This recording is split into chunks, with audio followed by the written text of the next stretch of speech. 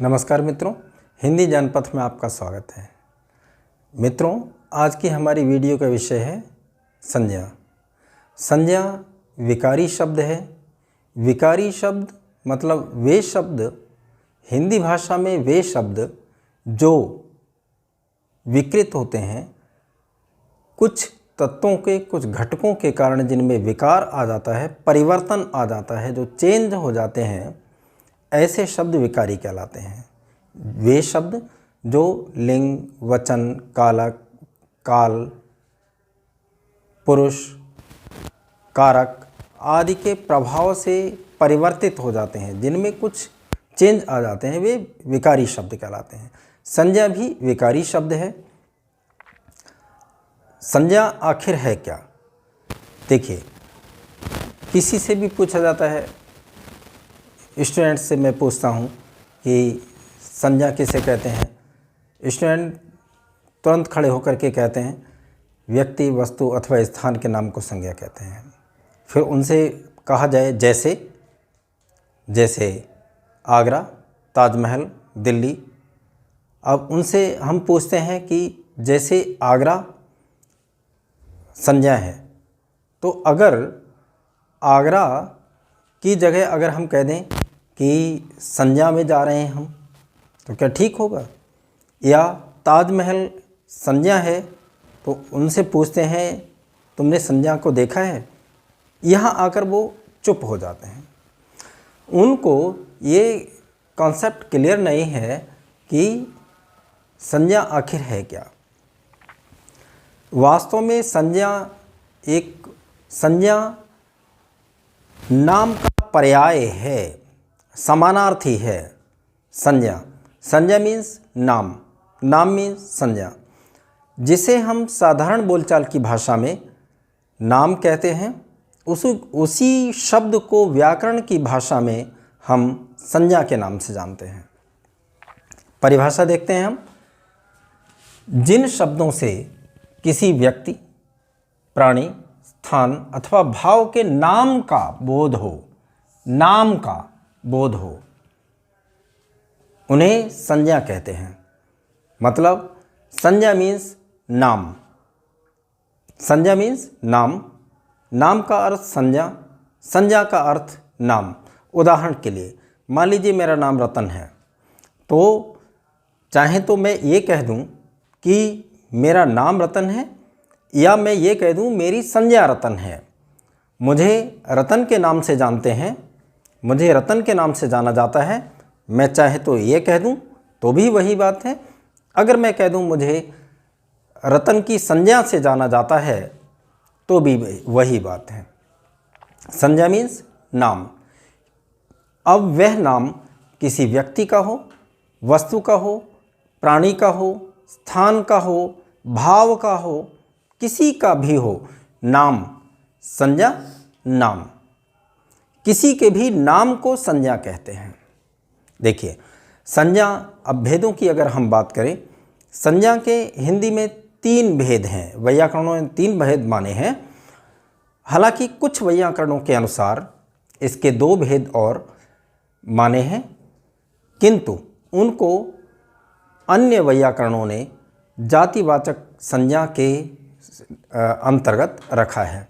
मुख्य रूप से 3 भेद हैं संज्ञा के: व्यक्तिवाचक संज्ञा, जातिवाचक संज्ञा और भाववाचक संज्ञा।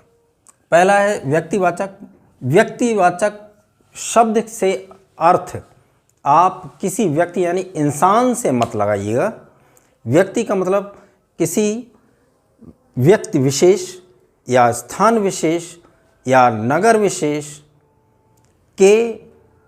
का नाम, पर्टिकुलर पर्सन हो, पर्टिकुलर सिटी हो, पर्टिकुलर कोई प्लेस हो, उसको व्यक्तिवाचक की श्रेणी में रखते हैं।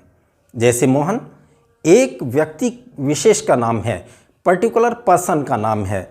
जैसे आगरा है, दिल्ली है, ये पर्टिकुलर सिटीज़ के नाम हैं। जैसे अमेरिका कंट्री, पर्टिकुलर कंट्री का नाम है। किसी व्यक्तिगत रूप से विशेष रूप से किसी स्थान का नाम हो, किसी व्यक्ति का नाम हो या किसी शहर का नाम हो, ऐसे शब्द जो विशेष रूप से किसी के लिए प्रयुक्त किए जाते हैं वे व्यक्तिवाचक संज्ञा के अंतर्गत आते हैं। जैसे बरेली, आगरा, दिल्ली नगरों के नाम हैं, दिल्ली नगर विशेष का नाम है, पर्टिकुलर एक सिटी का नाम है Delhi, Bharat particular city country का नाम है, रामायण एक पुस्तक विशेष का नाम है। पुस्तक लाखों करोड़ों हैं संसार में, किंतु पुस्तक विशेष का नाम है ये, पर्टिकुलर बुक का नाम है रामायण, ये व्यक्तिवाचक संज्ञा के अंतर्गत आएगा। ताजमहल एक भवन विशेष का नाम है, इसलिए व्यक्तिवाचक संज्ञा के अंतर्गत आएगा। मोहन लता व्यक्तियों के नाम हैं। अगला हमारा इसका भेद है जातिवाचक संज्ञा। जैसे अब जाति शब्द से अर्थ आप कास्ट से नहीं लगाइएगा। कास्ट जैसे ये ब्राह्मण है, ये बणिक हैं, ये राजपूत हैं, ये अमुक हैं, ये अमुक हैं, ये जातियां नहीं। जाति का अर्थ है एक वर्ग विशेष, एक श्रेणी विशेष, एक ग्रुप विशेष, मतलब एक समान विशेषताएं रखने वाले एक वर्ग विशेष को एक जाति के अंतर्गत रखा जाता है। एक वर्ग समझ लीजिए, जाति मतलब एक वर्ग मान लीजिए। तो जैसे लड़का एक वर्ग है, लड़के बहुत सारे हैं, लाखों करोड़ों अरबों हैं। लड़का अब उस श्रेणी में, उस आयु वर्ग में आने वाले पुरुषवाची व्यक्ति लड़के की श्रेणी में आते हैं। लड़का एक जाति है, पशु एक जाति है, पर्वत बहुत सारे हैं, किंतु हिमालय एक पर्वत विशेष का नाम है, व्यक्तिवाचक हो जाएगा हिमालय। किंतु पर्वत एक वर्ग है, एक श्रेणी है, एक वर्ग के कारण ये व्यक्तिवाचक ना होकर के जातिवाचक कहलाएगा। नदी एक वर्ग है जिसमें जल बह रहा हो, नदी कहलाती है। प्राकृतिक स्रोत से निकला हुआ बहता हुआ जल नदी की श्रेणी में आता है। किंतु गंगा एक नदी विशेष का नाम है, व्यक्तिवाचक संज्ञा हो जाएगा, और नदी जातिवाचक संज्ञा कहलाएगी।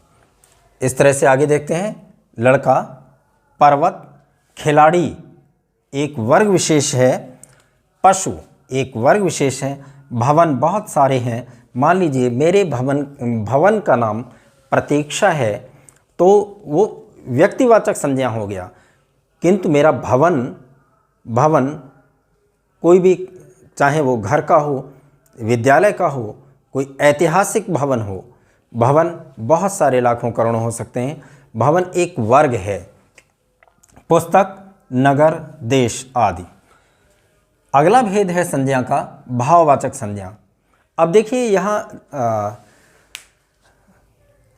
ध्यान देने की बात यह है कि दो प्रकार की वस्तुएं, दो प्रकार के शब्द कहना चाहिए हैं समाज में। क्या एक तो वे जो उन वस्तुओं के लिए प्रयुक्त होते हैं जो मूर्त हैं, जो दृश्यमान हैं, जो जिनको हम देख सकते हैं, छू सकते हैं। किंतु दूसरे वे शब्द होते हैं जिनको हम देख नहीं सकते, छू नहीं सकते, उनका अनुभव मात्र कर सकते हैं, महसूस कर सकते हैं, जो अदृश्य हैं, अमूर्त हैं। ऐसे शब्द भाव की श्रेणी में हम रखते हैं, हम और आप सब जानते हैं। तो यहाँ जो भावों के नाम हैं, जो भावनाओं के नाम हैं, जिनको हम महसूस मात्र कर सकते हैं, जिनको छू नहीं सकते, जिनको हम देख नहीं सकते, ऐसे भावनाओं के नाम गुण है, दोष है, प्रेम है, राग है, द्वेष है, इस प्रकार की भावनाओं के नाम ये भाववाचक संज्ञा के अंतर्गत रखे जाते हैं। जैसे उदाहरण के लिए सुंदरता, सुंदरता अनुभव की जा सकती है बस। सुंदरता, लंबाई, लंबाई, लंबा देखा जा सकता है लेकिन लंबाई मापने का विषय है, देखने का नहीं। मिठास, मिठाई को हम देख सकते हैं, छू सकते हैं, खा सकते हैं, किंतु मिठास को मात्र अनुभव कर सकते हैं। घृणा अमूर्त है, प्रेम अमूर्त है। ममता, बचपन, लालिमा, ये सब भाव हैं। भावनाओं के नामों को हम भाववाचक संज्ञा की श्रेणी में रखते हैं। इस प्रकार संज्ञा के मुख्य रूप से 3 भेद हुए।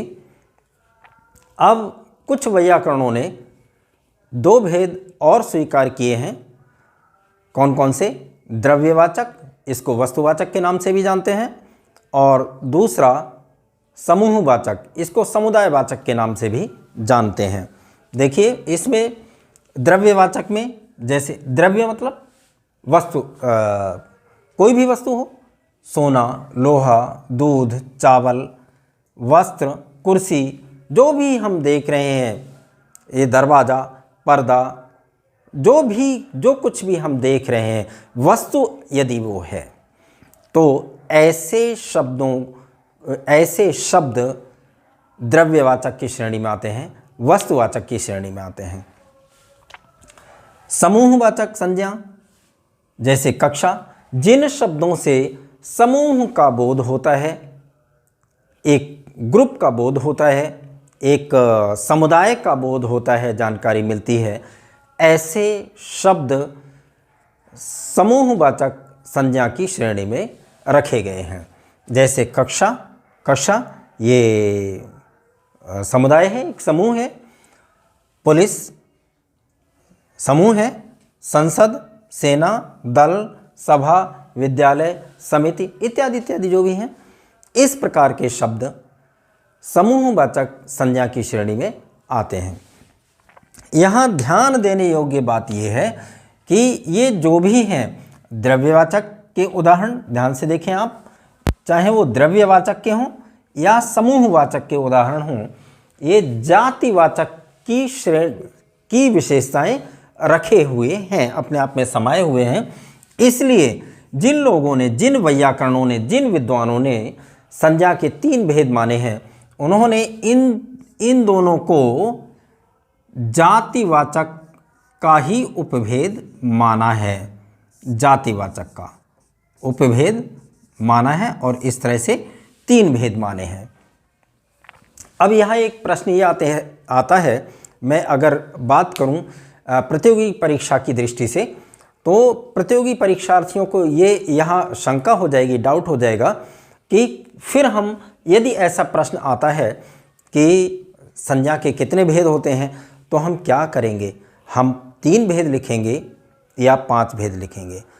यहाँ बात यह है, दोनों विकल्प नहीं होंगे, 3 और 5 दोनों विकल्प नहीं होंगे। ये विवादास्पद है और ऐसे प्रश्न परीक्षा में नहीं रखे जाते हैं। यदि ऐसा प्रश्न आता है तो विकल्प दोनों ठीक हैं, आप जो भी विकल्प देंगे उसको सही माना जाएगा। मामला कोर्ट में भी जा सकता है, किंतु अंततः दोनों ही जवाब इसके सही हैं।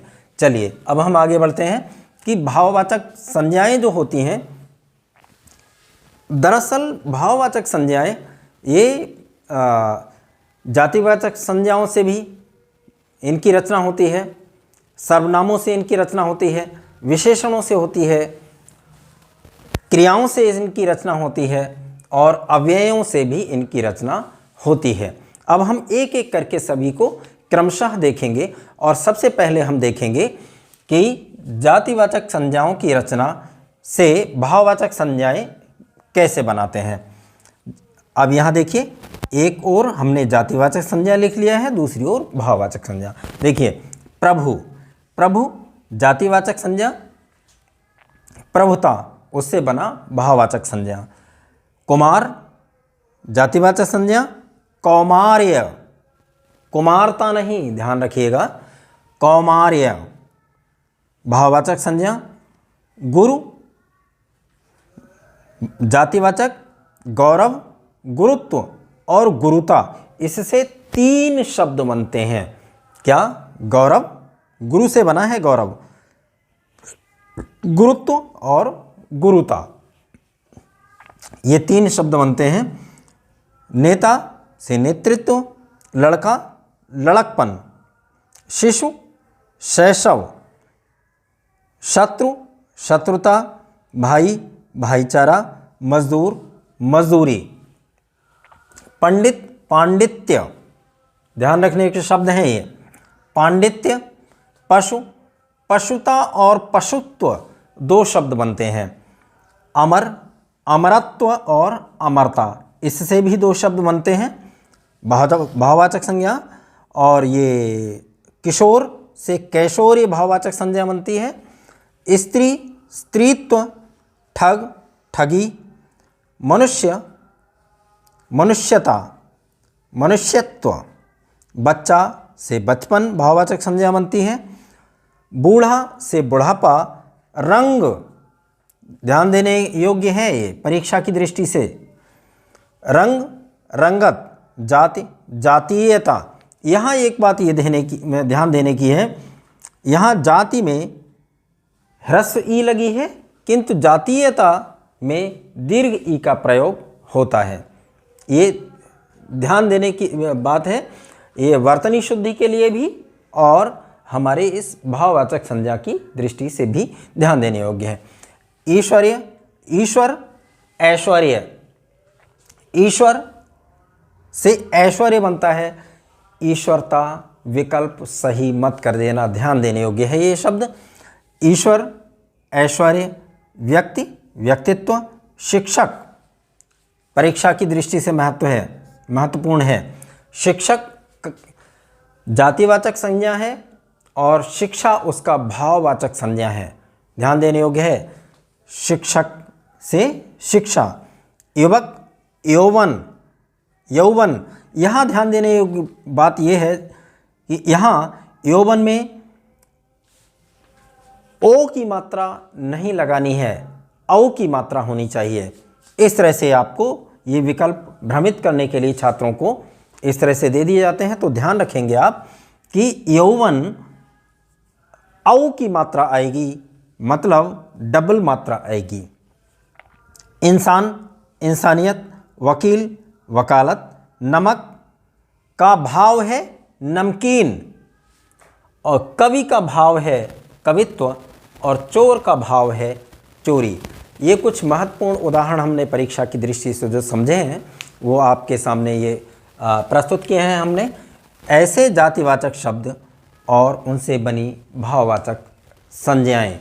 अब हम देखते हैं सर्वनामों से किस प्रकार से भाववाचक संज्ञाएं बनती हैं। देखिए, सर्वनाम भाववाचक संज्ञा। सर्वनाम है अहम, इससे भाववाचक संज्ञा बनती है अहंकार।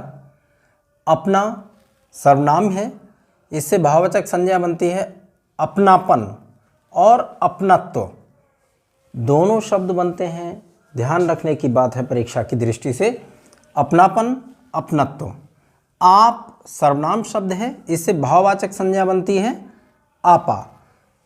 मम ममता और ममत्व, 2 शब्द बनते हैं।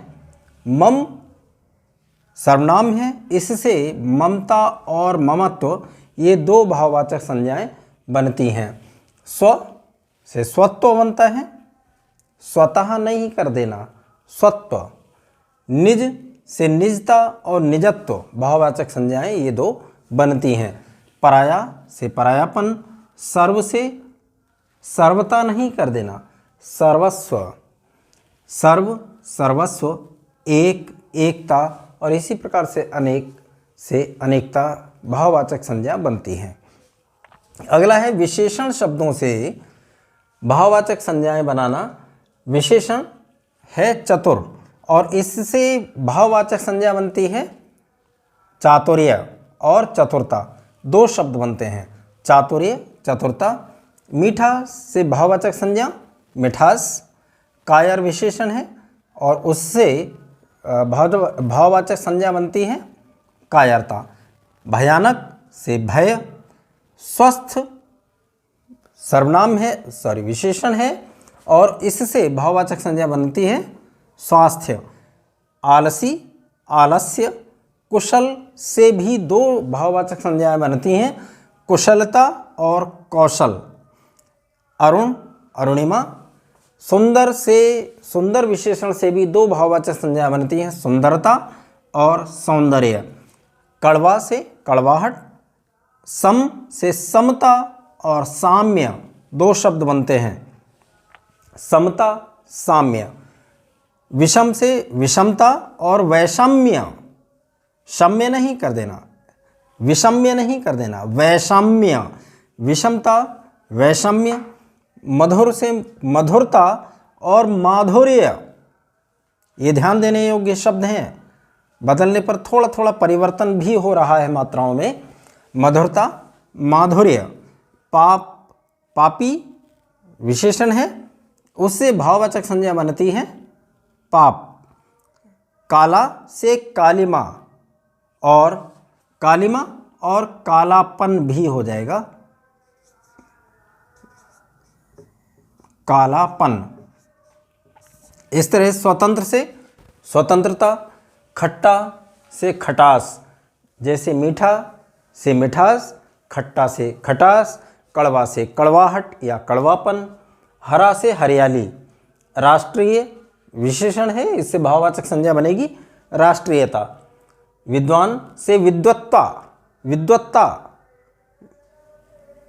यहाँ पर आधाता और पूराता दोनों हैं। विद्वत्ता, उचित से उचितता नहीं कर देना, औचित्य, उचित औचित्य। भूखा, भूख। करुण, करुणा। चिकना, चिकनाहट। अब अगला है अव्यय पदों से भाववाचक संज्ञाएं बनाना। अव्यय है समीप और इससे भाववाचक संज्ञा बनती है समीपता और सामीप्य, दो शब्द हैं, परीक्षा की दृष्टि से महत्वपूर्ण है सामीप्य। सामीप्य आगे पीछे और इससे भाववाचक संज्ञा बनती है आगा पीछा। अव्यय है शीघ्र, इससे भाववाचक संज्ञा बनेगी शीघ्रता। निकट, निकटता। धिक अव्यय है। अव्यय बता दें आपको, अव्यय वे शब्द होते हैं जिनमें परिवर्तन नहीं होता। लिंग, वचन, कारक, काल, पुरुष आदि किसी भी कारक के द्वारा किसी भी घटक के प्रभाव से इनमें कोई परिवर्तन नहीं होता है। जिन शब्दों में, ऐसे शब्द अव्यय कहलाते हैं और इन अव्यय पदों से भी भाववाचक संज्ञाओं का निर्माण होता है। धिक अव्यय पद है किंतु इससे भाववाचक संज्ञा बनती है धिक्कार। वाह अव्यय पद है और इससे भाववाचक संज्ञा बनती है वाहवाही।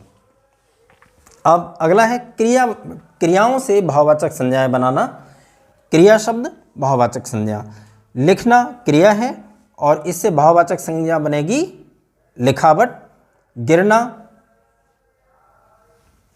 क्रिया है और इससे भाववाचक संज्ञा बनेगी गिरावट। लूटना, लूट ध्यान रखने योग्य शब्द है, लूटना से लूट। जागना से जागरण। फिसलना से फिसलन। लजाना क्रिया है और इससे भाववाचक संज्ञा बनती है लाज या लज्जा। हंसना क्रिया है और इससे भाववाचक संज्ञा बनती है हंसी। चलना चाल। बचना बचाव। मुस्कराना मुस्कराहट। रोना रोलाई। लगना लगाव। लगना लगाव। भिड़ना भिड़ंत। ध्यान देने योग्य शब्द हैं ये दोनों, लगना लगाव, भिड़ना भिड़ंत। थकना थकावट। थकावट आवट प्रत्यय लग करके। उतरना क्रियापद है और इससे भाववाचक संज्ञा बनती है उतार। चुनना चुनाव, चुनाव महत्वपूर्ण शब्द है। सुनना, सुनवाई, मारना, मार, खेलना, खेल, कमाना, कमाई। इस प्रकार से हम देखते हैं विभिन्न शब्दों से भाववाचक संज्ञाओं का निर्माण होता है। आशा है संज्ञा प्रकरण स्पष्ट हो गया होगा। बहुत बहुत धन्यवाद।